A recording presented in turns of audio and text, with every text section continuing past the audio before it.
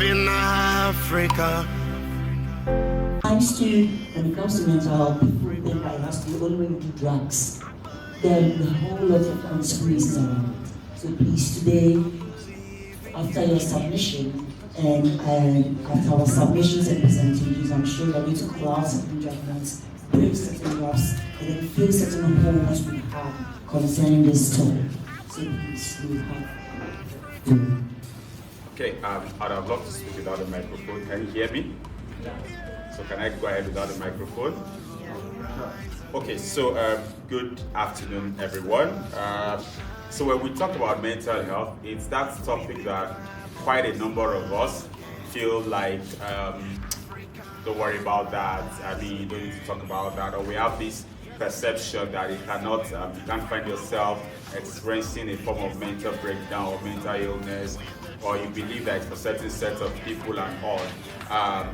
But I mean, whether we like it or not, as long as we have blood flowing through our veins and we have emotions that run through our minds, we all are susceptible to one form of mental breakdown or the other. And like I often tell people, it's not until you walk into the street and you're dressed shabbily, or you are stark naked, or you have your hair rough before there is a form of mental breakdown. It's as simple as when you are stressed, and your thinking faculty is suspended. So I would answer the question she has asked me using two analogies or two scenarios. So there's something called cultural intelligence. And if I'm going to compare, I didn't know about cultural intelligence. Everybody knows about emotional intelligence and all. But I didn't know about cultural intelligence until it was a module during my MBA school. And it helps me a lot to understand that everything that I've been trying to do is actually has a role to play in cultural intelligence. What does that really mean?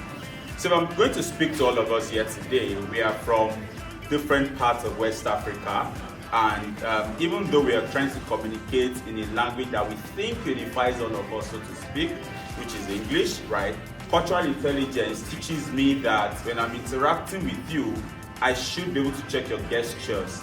I should be able to check how you're looking at me, and understand if what I'm saying, you're comfortable with what I'm saying. And it goes as far as, does this lady want to shake me, or do I wait for her to stretch forth her hands to request for a handshake first? So when I go to communities to talk to them about mental health, the first thing I try to check is what language suits them best, right? I mean, so I live in Lagos, Nigeria, and Lagos as a state has just beyond the Yoruba people, right? For example, when you move towards Badagry, you have the people that we call the Eguns.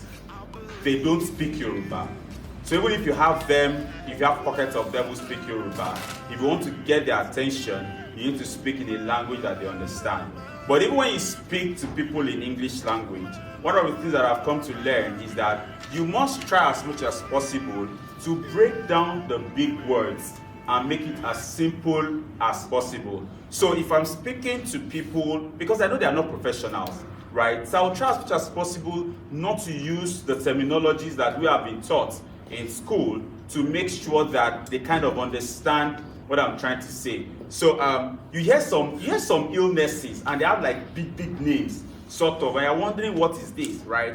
But when you're able to break down those things, people understand. So one key thing is, as we go out to advocate, as we go out to talk to people, try to imagine that you're a novice and someone is coming to talk to you about something. How would you want that person to communicate with you? As much as possible. I run a YouTube channel where I talk about mental health, healthcare, lifestyle, and the likes. And each time I sit in front of the camera, I put myself in a position of whoever is going to come across that video, and I ask myself, how do I want this person to understand what I am saying? So as much as possible, as we go through our civic engagement activities, because the key word there is not even the civic. The key word there is engagement. You want to talk to them and you want them to understand. You want to get feedback from them. So when you speak and they don't understand, you just and in your head, you have communicated. Whereas all you have done is to confuse them and not convince them.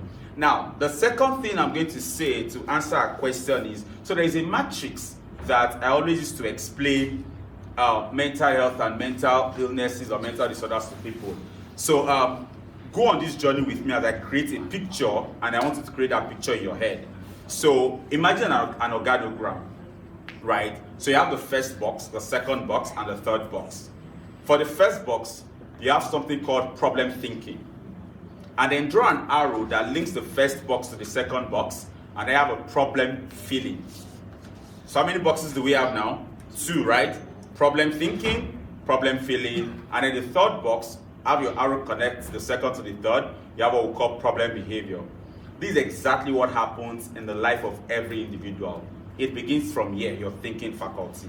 So when you think that there is a problem, when you think that you have a problem, when you think that something is not going on well with you, your thoughts translate to your feeling, right? And it is the feelings that begin to give you that heaviness in your chest. It's the feelings that make you feel sad. It's the feelings that make you feel nobody loves you, nobody likes you, that makes you feel the world is crashing right before your presence. And the feelings now translate to your behavior. And so you begin to act out how you feel. And what people see is the behavior. Nobody sees your thoughts, nobody sees your feelings. What people see is the behavior. And I often tell people that when you're able to arrest your thoughts, when you're able to guard your thoughts, when you're able to bring your thought to a point where you control it, then you're also able to control your feelings. And when you're able to control your feelings, you can tell how you want to act or react. And so when we find people out there and we think this person is not in quotes okay, and I use that word very, very consciously, okay, it's because you don't know what's happening in the head and don't know what's happening in the mind. So let's tie all of this together. So when you think that all is not going well with you, so for example, you say you're stressed, your stress begins from here. Because when you say you're stressed, someone asks you, so what have you done today? The first thing you want to do is you want to analyze everything that you have done that particular day. And where does analysis happen? The head or the mind? In the head. And as you're analyzing what you have done today, your mind is telling you, man, you're really stressed yourself today.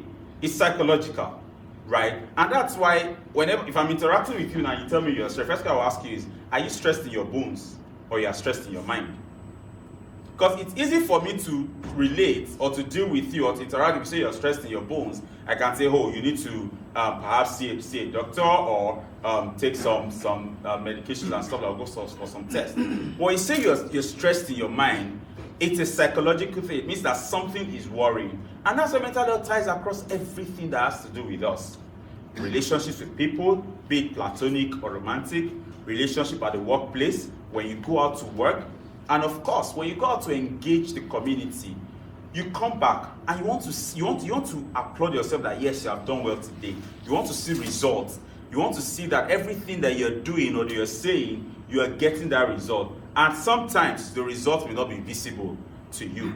And so I want to encourage us and let us understand that you must take care of yourself first of all, right? You can't give what you don't have. And even when you have, you can't love the community much more than you love yourself. And so you must ask yourself, what do I want to achieve with this engagement I'm about to take upon myself? How do I measure success when I go out there? But then you must bring yourself to that point where you are calm. Because one danger of you not getting a hold of your thinking and your feeling is what we call amygdala hijack. Now, there's a part of your brain where before you act, you process it and you ask yourself, the brain asks itself, right? It happens very quickly if what I'm about to do or say makes sense. But the moment that part is hijacked, that's when people act irrationally because there is no space for you to think. So don't go out there without checking yourself to be sure that all is going on well with you, and feel free to have someone that you can rant to. Because I can tell you that you can go out in the field there and things will happen that you can get back home and then you'll be crying and be asking yourself, who even sent me this message? Like, who sent me? Like, if only I stayed on my own. Like, I'm even trying to, in quotes, help these people. Some of us say that. I'm trying to help these people, but they don't even appreciate what I'm doing. So start with appreciating yourself. So I'll stop it, but I can talk from now to so I'll stop it. And all of that. I mean, we see people using LinkedIn. Ruhama uses LinkedIn. Other people use Instagram a lot. I'm on and Twitter. People use Twitter a lot to advocate for stuff.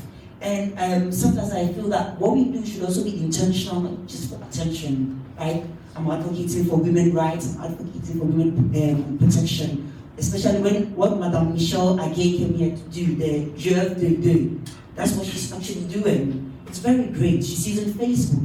So I'll come back to you. I'll give you the opportunity to also discuss and talk about this topic, innovative advocacy in the digital age. After Ruhama has finished her submission, who, where, and how. So Ruhama, innovative advocacy in the digital age.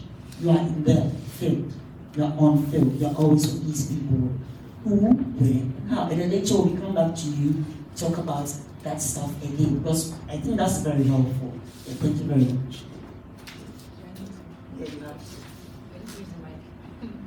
Okay, so first of all, before I begin, I would like to say I'm very delighted to be in your midst today and sharing my what I call it my success stories with everyone on gender equality activism and community peace building. So as I've been introduced, my name is Ruhama. I'm based in Nigeria, and I'm the founder of the Youth Evolve. So what we do at Youth Evolve is that we advocate for youth inclusion in peace building processes and governance processes.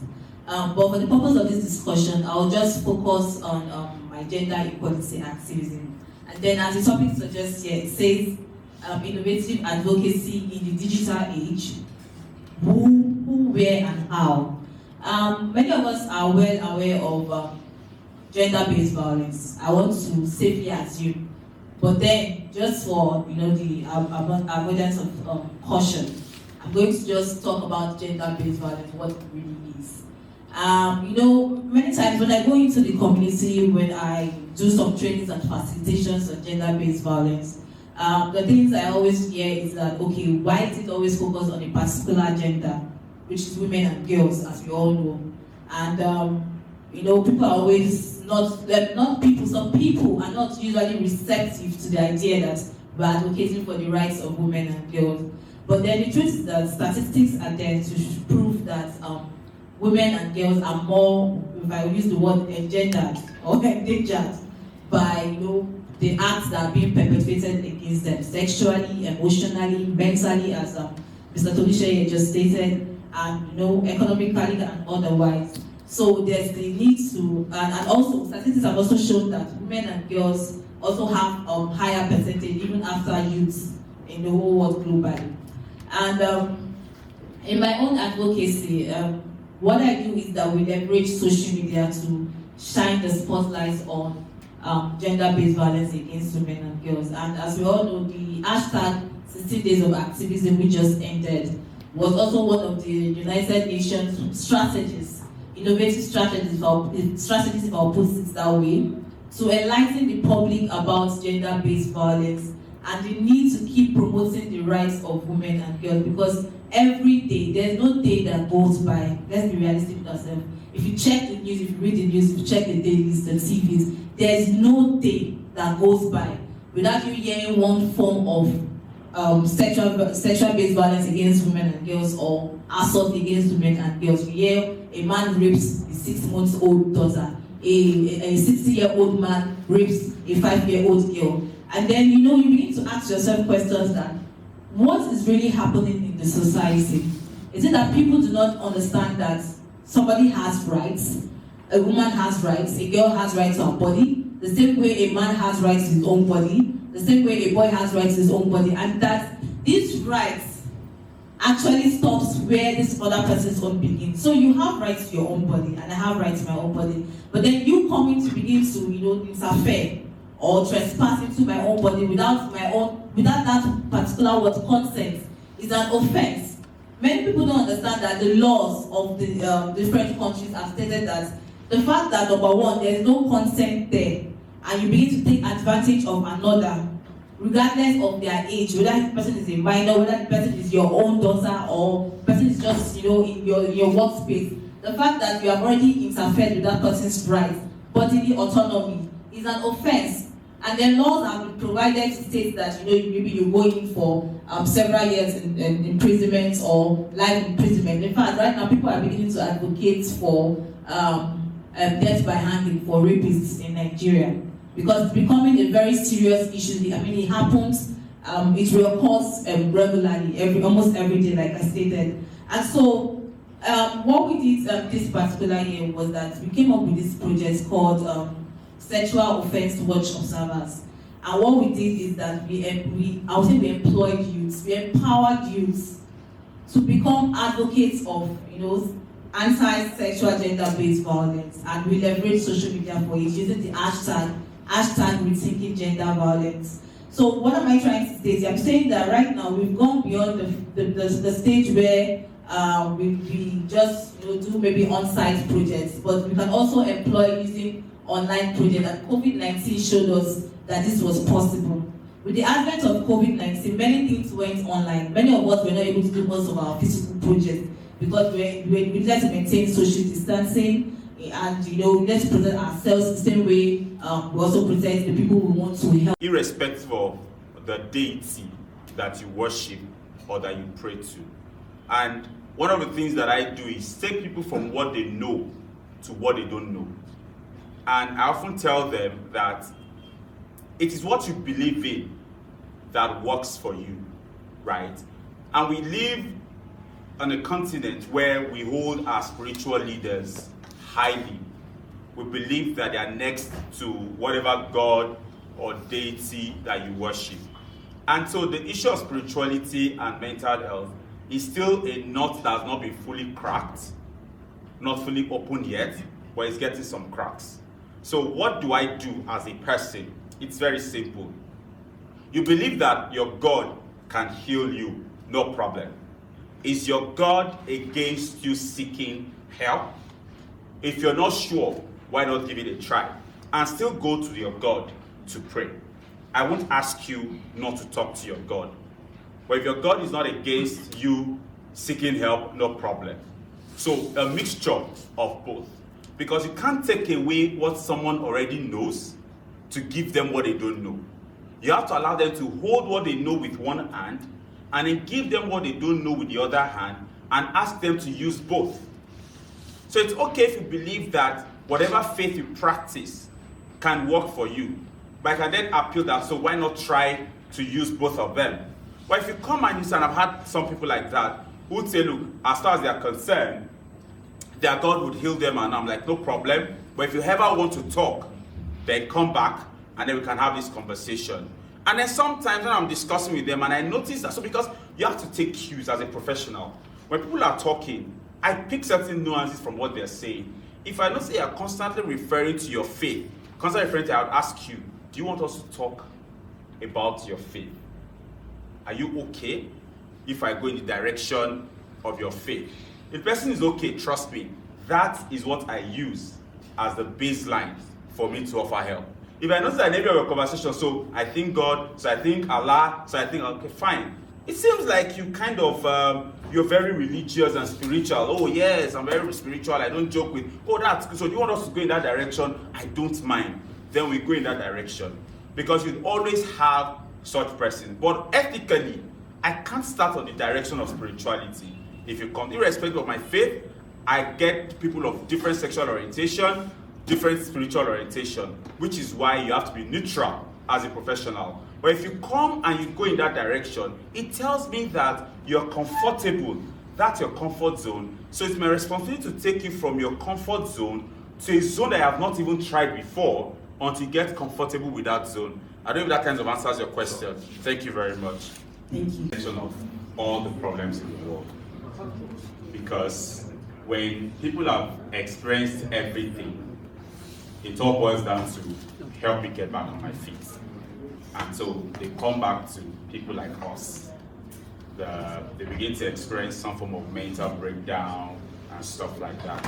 But you see, one of the things that I look at, because I mean I've been involved in LGBT campaigns and stuff like that. I've done something that I would call, when I remember, it escapes my head now.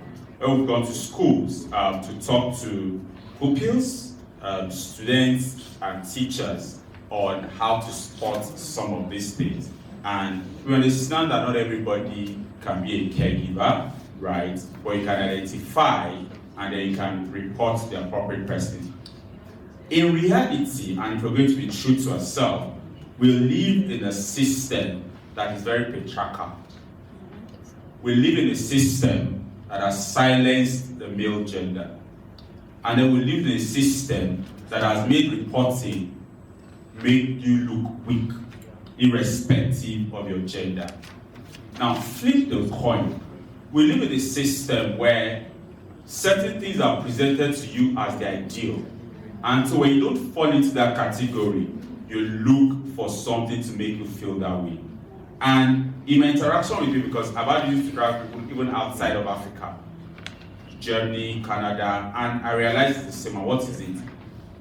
The question of who am I and what makes me feel good leads to perpetrating sexual and gender-based violence. I asked for this thing. You didn't give me. Who the hell are you to tell me no? Then I'll take it by force. And by the time I take it by force, I'm on top of the world. You can't tell me no. I mean, I don't understand why you're telling me no. I am a guy, you're a girl. I am a girl, I'm older than you. You're a boy, a small boy. My first encounter with sex was as a boy, raped by a house help. I was a teenager. Right? Now, but because over time, we have silenced the female voice. We're listening to the male voice and making them feel like they're on top of the world. And now the attention is sinking because the ladies have fought, the female gender have fought to find their voices, right? And unconsciously, the males are now going back into the bedroom and keeping quiet while the females are gaining the city room. But of course, like Ruhama said, a particular person cannot face all, and so I think each and every one of us can all be advocates, right? Now, one of the things that I do as a person is I use movies a lot. I use movies a lot to advocate. For example, I did a review of Love is Blind. I don't know who watched Love is Blind on Netflix. None of us? Okay. I did a review of Love is Blind because when I'm watching a movie, I'm not watching it just for fun. I'm watching that movie to see actions and reactions, to see human behaviors, and look at what is the thinking behind this behavior. And trust me, each time I bring that to my Instagram page, people engage.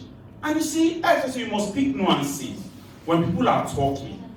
Their responses and how they handle the things you're talking about gives you an inkling as to where they are coming from. And so for each and every one of us, what you have in your hands, use it. Forget that someone is running an advocacy that is established. You don't have to run an established advocacy to advocate. Are you active on social media? Use it. Your WhatsApp status, use it. Twitter, use it. I have 10K plus followers on Instagram. How did I get there? Go and check. And there's something about branding. You're a brand. As an individual, you're a brand.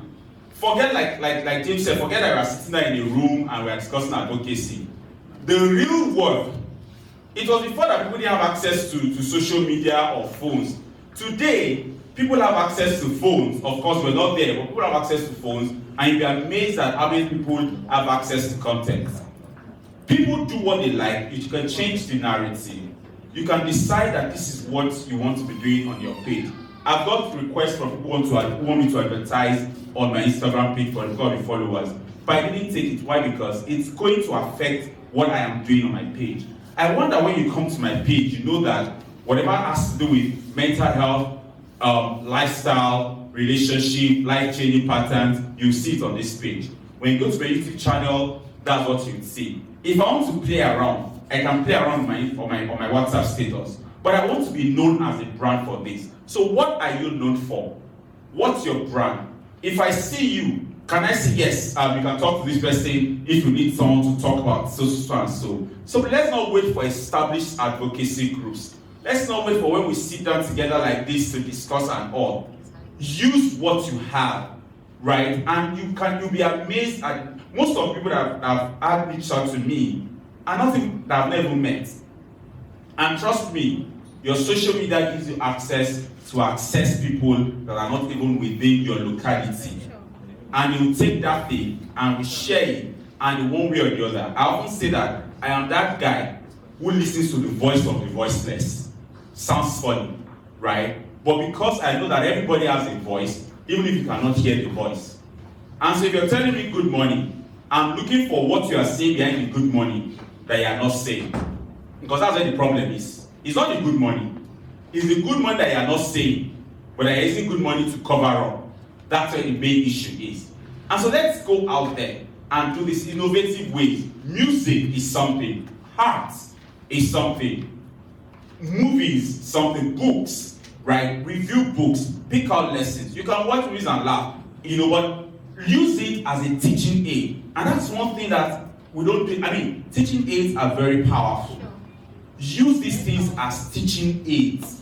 And you realize that people don't forget. And I see for children, whatever it is that you tell them is etched in their memories for life. You may think they are not watching you. I did a video recently on copycat effect. It's a very local copycat effect. Your child, that child, is watching what you're doing, but the child will not repeat it in your presence. Because if you say you're stupid, the child will not say anything. The child goes back and says, so when I did this thing, mommy said I am stupid. So it means that if someone does something, I can say that person is stupid. But you're not there. Yeah. So we must realize that we can use things that are happening to teach people, to teach the young ones how not to behave. So please, let's understand that in as much as we talk about the SDGs and all, and that's like the last, the 13 SDGs that talks about bringing all of them together, we all can be advocates. You don't have to run an advocacy organization. How you do the things that you do, even if you're being paid for it, can serve as a form of advocacy. Your social media, the books that you read, convert them, pick out your lessons from there and share. That lesson that you have shared might just be what one person needs for the change in behavior to occur. And I'm usually passionate about these things because I often say that when everything has gone bad, it all comes back to people like us, and people want quick results. When people have been molested, when people have been beaten blue-black by their spouses or their partners, it all comes back and they want quick fixes. And there is nothing as painful as when judgment is delayed. Because there's that gratification that you get that this person who has hurt me is getting hurt too.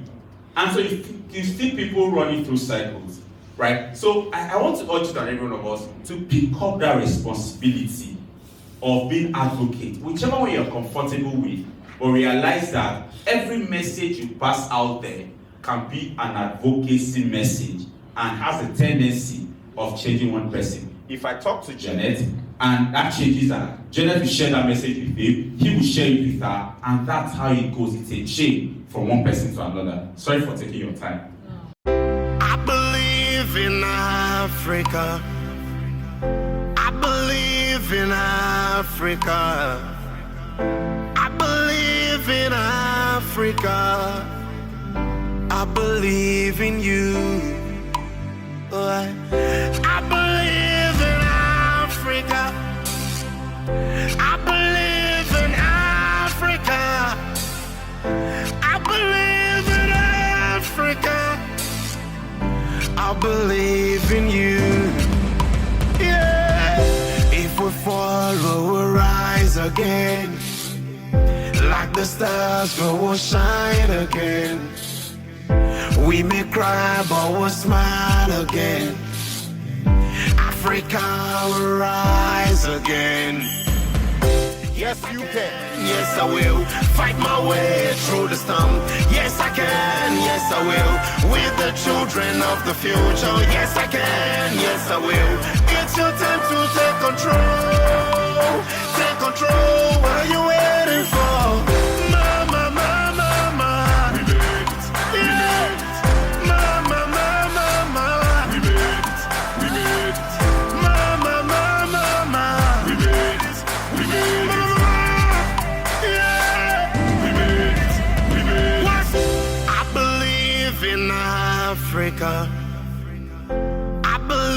believe in Africa. I believe in Africa. I believe in you.